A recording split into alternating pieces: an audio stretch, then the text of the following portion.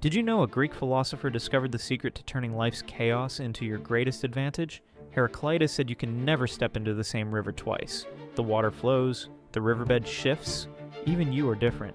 Everything changes. Always. Most people fight this truth. They cling to the past, they resist what's coming, they exhaust themselves swimming against the current. But here's what Heraclitus understood. Change isn't your enemy, it's your superpower. The river doesn't ask the rocks to move, it flows around them and carves new paths. When you embrace change, you become unstoppable. Lost your job, new opportunities emerge, relationship ended, space for growth opens, plans fell through, better ones appear. The Stoics knew this secret too. Marcus Aurelius wrote that the universe is change, and our life is what our thoughts make it.